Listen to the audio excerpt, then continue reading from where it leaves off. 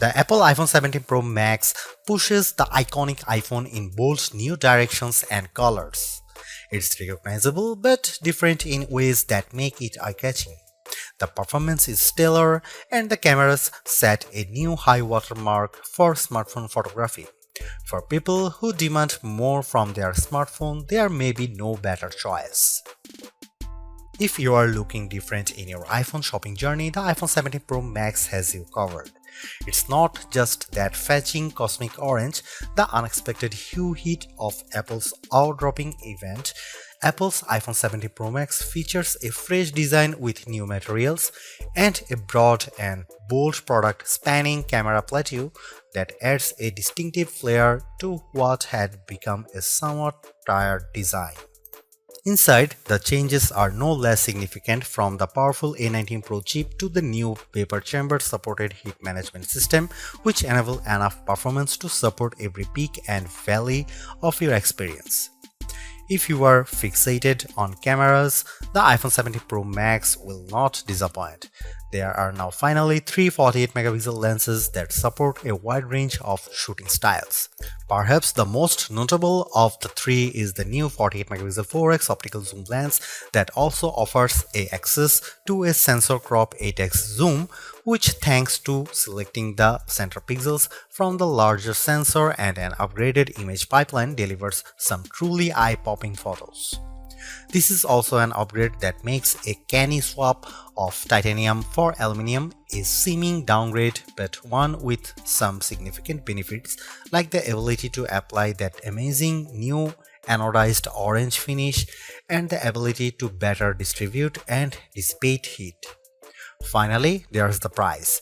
It's the one thing you hope doesn't get an upgrade. And I am happy to report that Apple somehow held the line here. The iPhone 17 Pro Max still starts at $1,199 US. It's never been a cheap smartphone, but then this one is for the pros, and I think they will be very happy. I know I am. As for why you might buy the iPhone 17 Pro Max over the iPhone 17 Pro, that comes down to screen size, battery life potential, and the option to get up to 2TB of storage. Otherwise, these iPhones are identical. The iPhone 17 Pro Max was announced at Apple's eye-dropping event on September 9. Pre-orders began on September 12, and the phone arrives in stores and starts shipping on September 19. The iPhone 17 Pro starts at $1,199 for the model with 256GB of storage, with that price rising to $1,399 for 512GB of storage, $1,599 for 1TB storage, and $1,999 for 2TB of storage. The later configuration represents the largest storage capacity of any iPhone ever. Apple is likely getting undue credit for not raising the price of the base model iPhone 17 Pro Max. Component prices and supply chain issues relating to the geopolitical stage are surely putting pressure on the company. Somehow, too, Apple has held the line, and the base iPhone 17 Pro Max still starts at $1,199 for 256GB model. The only difference in pricing comes into play when you stretch to the phone's new upper tier of 2TB, which is only available with the Pro Max model. That sends the price up to almost $2,000. It boggles the mind that we now consider paying almost $2,000 for a pocket-sized device to be rational. On the other hand, this is a true pro-level smartphone that, based on my tastes, is probably ready for pro photography and videography tasks, and when you put it like that, it might seem like a bargain. I saw enough leaks in the run-up to the iPhone 17 line launch to have a pretty good idea of what was coming, and to be honest, I was preparing to hate the iPhone 17 Pro Max redesign and colors. Yet, here I am now, quite pleased with the giant plateau, and yes, loving cosmic orange. In many ways, the iPhone 17 Pro Max is still undoubtedly part of long lineage of iPhones before it. There are, though, just enough new touches here to add up to what I am comfortable calling a redesign. Starting with the back, there's the now nearly full-width plateau that's both a bold design touch but also a practical measure, in that underneath there's now more space for upgraded components like refreshed tetraprism that supports a new, longer telephoto lens. Most previous iPhone bags featured just one material, usually metal or glass. The iPhone 17 Pro Max is a spiffy mix of the two, metal and glass, or rather a larger rectangular ceramic shield cutout with the rest a univity chassis literally carved out of aluminum. Instead of a titanium band surrounding a frame, components and the front and back glass, the iPhone 17 Pro Max's back cascades seamlessly to the side and even curves just a bit around the front to meet the Ceramic Shield 2 screen covers, which reportedly will better protect it from scratches. It will has an incredibly unified feel, and because Apple has radically cut down on edges, the phone feels very comfortable to hold. When it comes to dimensions and weight, the iPhone 17 Pro Max is slightly larger and heavier than the iPhone 16 Pro Max, but I challenge anyone to notice the differences, which can be measured in fraction. The iPhone 17 Pro Max is 163mm tall by 78mm long by 8.75mm thick and weighs 233 grams. By contrast, the iPhone 16 Pro Max was 163 by 77.6 by 8.25mm and weighed 227 grams. This year there are no new buttons to contend with. Along one edge we have the long power and Siri button, and below it camera control. Opposite them is the action button, and below that a pair of volume buttons. There are small differences along the shorter edges. On top, an antenna cutout is now visible, and on the bottom the pair of speaker grills appear larger. If you want to lie the phone flat, you will have to place it screen down. Even though the back plateau is nearly the full width of the phone, the tri-camera array still bumps out even further, and between this and the wide metal bump, this phone lies on its back at a slightly more extreme angle than the iPhone 16 Pro Max. The switch from titanium to aluminum provides not only some useful heat management and energy efficiency benefits, it's also opened the door for anodized color options. I don't know where Apple got the idea for cosmic orange, but I actually love it. It's bold without being garish. There's also silver and the very deep and inky deep blue. Apple sort of explained its color choices to me and even the loss of black, but I think this is just Apple mixing things up and possibly giving a nod to all the pro level folks who buy this phone for creative pursuits. Orange is a color that will get you noticed.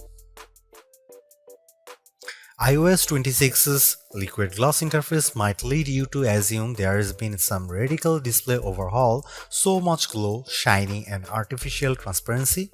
However, that would be mostly wrong. The platform update does change the look, but it's all still working with the same materials.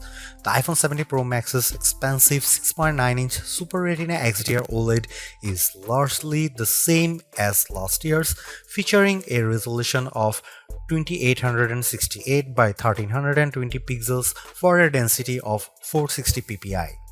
The ProMotion technology still automatically ranges from 1Hz to 120Hz, and it's always on, which means that even when you are in bed, you can make out the time and have glanceable notifications. It's not though exactly the same screen. This display now ranges up to 3000 nits, that's 1000 more than the last model. In my side-by-side tests, the iPhone 17 Pro Max is more visible in direct sunlight. This effect is assisted by a new reflective coating, meaning the light bouncing off the screen is also less noticeable. There's a nice and not necessarily insignificant upgrades. With a narrow bezel, the Super Retina display comes precisely close to meeting that orange metal, with a vast expanse of color and entertainment interrupted only by the pill-shaped dynamic island. Made up of the new center stage camera and Face ID sensors, it remains a useful space for live information, but it's also sometimes a black blob cutout in games, videos and photos. I find the information it provides useful, so I do not mind it much, but I was also hoping for a redesign that might have shrunk the thing by 50%. This is a minor quibble, and I'm sure that, like me, you probably won't notice or be bothered by it very much.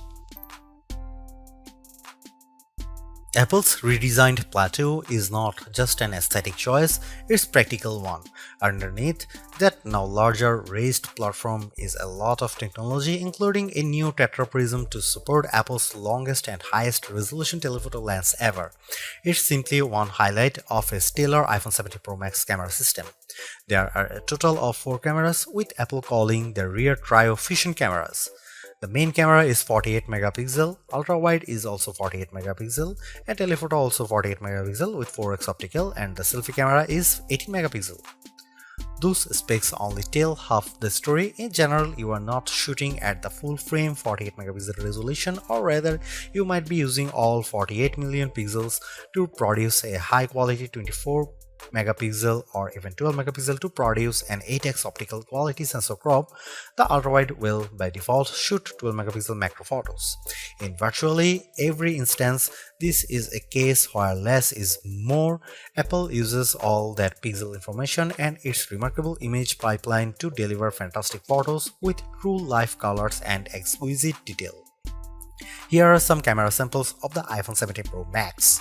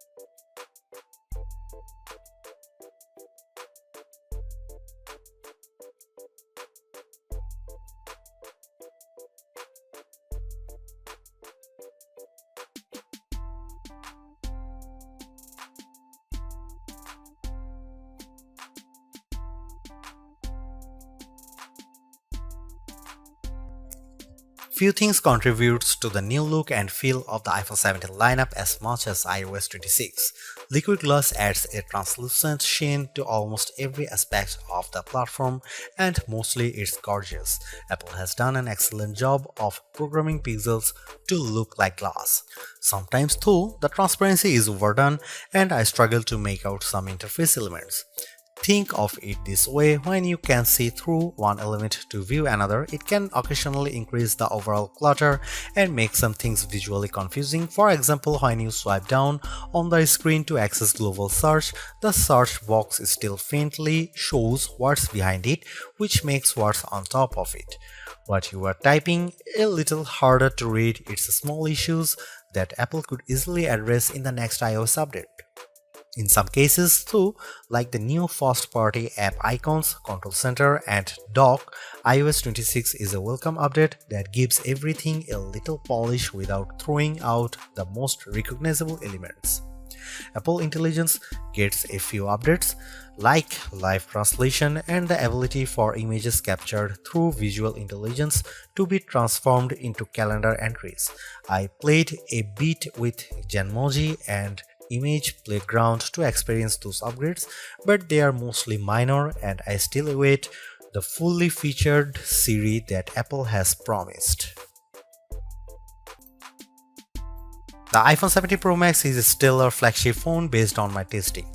You get a more powerful zoom camera, better sustained performance, and the longest iPhone battery life ever, a head-turning design. The iPhone 17 Pro Max is still behind the competition on AI, and it's a bit thick and heavy, but overall it is easily one of the best big screen phones yet.